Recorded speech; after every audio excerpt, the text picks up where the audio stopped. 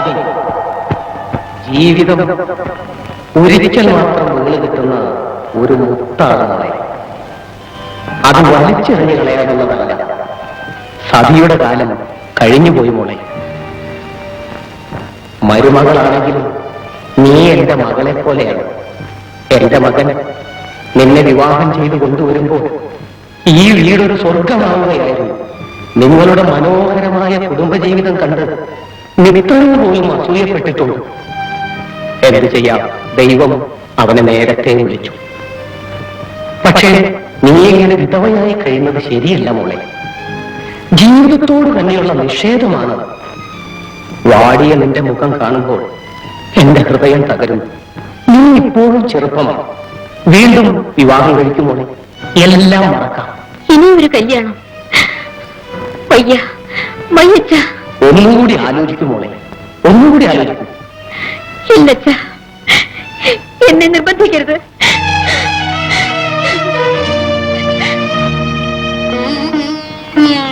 വീണ്ടും ഒരു വിവാഹം കഴിക്കും.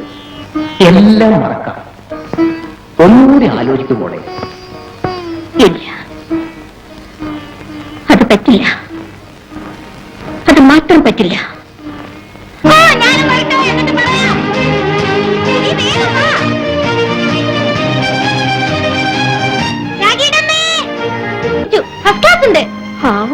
ഞാൻ എന്തോന്ന് വിചാരിച്ച് പേടിച്ചു. ഞാൻ ആദ്യം പറയാൻ വന്നതാ.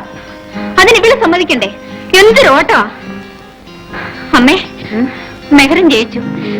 എന്നേക്കാൾ 8 മാർക്ക് അധികമുണ്ട്. ഇതിനാ നിങ്ങൾ ഇങ്ങനെ ഓടി വന്നത്? ജയിച്ച കാര്യം വീട്ടിൽ പറഞ്ഞില്ലേ മെഹറെ? അതിന് വാപ്പ അവിടെ ഇല്ല. വാപ്പ കോഴിക്കോട് പോയിരിക്ക. വൈകിട്ടേ വരൂ. എന്നാലും ഉമ്മയില്ലേ? ഉമ്മയ്ക്ക് ഇതൊന്നും അറിയണമെന്നില്ല. അറിയാൻ ആവശ്യമില്ലാത്തവരോട് ഞാൻ എന്തിനാ ഇതൊക്കെ പറയുന്നത്?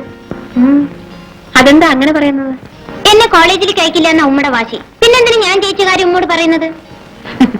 വരും, ഊണ് കഴിക്കാം. സമയമായി. വാടി, ഇന്നിവിടെ ഊണ് കഴിക്കാം. ഓ, നിന്റെ ശുപാർശ വേണ്ട.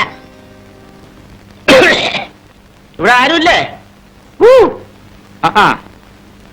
എനിക്ക് എസ്റ്റേറ്റിൽ പോകാൻ സമയമായി. ചായ ഇവിടെ. ഗോപാലൻ ചേട്ടാ, എനിക്കൊരു ഉപകാരം ചെയ്യൂ. എന്റെ പൊന്നെ, എന്നെ എന്ത് വേണമെങ്കിലും വിളിച്ചോ, ചേട്ടാന്ന് മാത്രം വിളിക്കരുത്. പോകുന്ന വഴിക്ക് എനിക്കൊരു കുട്ടിക്കൂറ മേടിച്ചോണ്ട് തരുമോ? ഈ വയസ്സുകാലത്ത് അണിഞ്ഞൊരു കിടക്കാൻ പോവാ. ഒരു ഭർത്താവ് ഉണ്ടായത് വിട്ടിട്ട് പോയിട്ട് വർഷം കുറയായി. അയാളുണ്ടായിരുന്നപ്പോ ഇങ്ങനെ നടന്നിരുന്നെങ്കിൽ ഇപ്പൊ ഇങ്ങനെ കഷ്ടപ്പെടേണ്ടി വരുമായിരുന്നാ. ഏട്ടാ, ഒന്ന് ചോദിച്ചോട്ടെ, ഇത് പാര കാണിക്കാനാ? അങ്ങേര് വരും. അങ്ങേര് വരാതിരിക്കില്ല ഗോപാലൻ ചേട്ടാ. ചേട്ടനോ? ഗോപാല വരും വരും, കാത്തിരുന്നോ. നേരം വിളിപ്പിച്ചോ. പൗഡർ വേണമെന്ന് കാശിയാ. വേണ്ട വേണ്ട.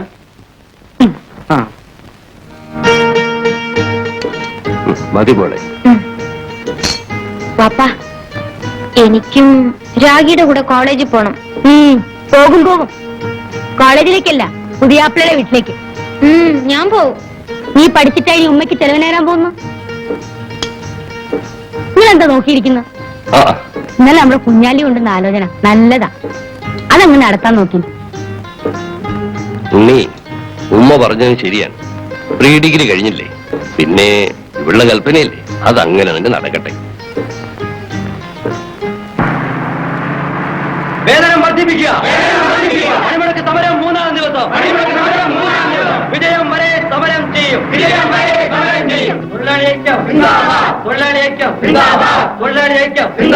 മാനേജ്മെന്റിന്റെ അനീതി അവസാനിപ്പിക്കുക. വേതനം വർദ്ധിപ്പിക്കുക. നമുക്ക് തിരിച്ചു പോകാം. ഇനി ഇവിടെ നിൽക്കുന്ന സന്ധ്യയല്ല.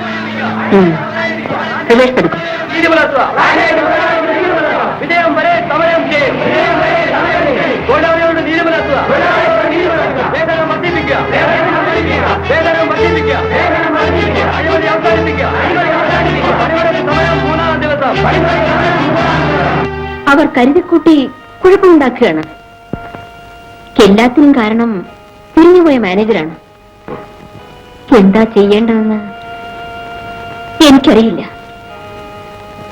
കഴിഞ്ഞ 8-10 വർഷത്തെ മിസ്മാനേജ്മെന്റിന്റെ ഫലമാണിത്. അദ്ദേഹം മരിച്ചതിന് ശേഷം എസ്റ്റേറ്റ് കാര്യങ്ങൾ എങ്ങനെയൊക്കെയോ നടക്കുന്നു.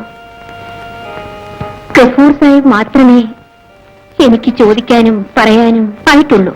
പുതിയൊരു മാനേജറെ നിയമിക്കുകയായിരിക്കും നല്ലതെന്ന് എനിക്ക് തോന്നുന്നു. എല്ലാം സാഹിബിന്റെ ഇഷ്ടം പോലെ. ഓ, പേടിക്കാനൊന്നുമില്ല. നമുക്കൊരു ഇന്റർവ്യൂ നടത്തി പറ്റിയ ആളിനെ നിയമിക്കാം. പഴയ അനുഭവങ്ങൾ ആവർത്തിക്കുമെന്ന് മാത്രമേ എനിക്ക് പറയാനുള്ളൂ.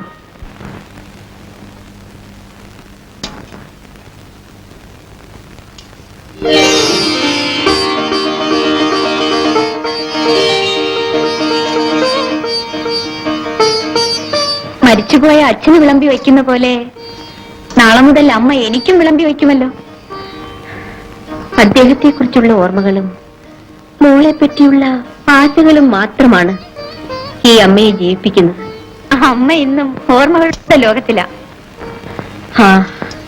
ജീവിതം എന്ന് പറയുന്നത് ഒരു പിടി ഓർമ്മകൾ മാത്രമാണ് മോളെ.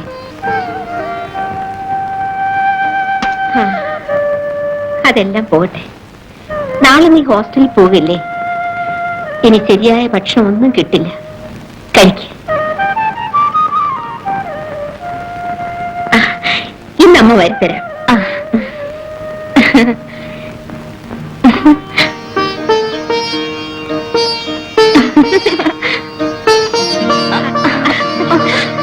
രാജമോളെ, എണീറ്റില്ലേ? മോളെ, മോളെ,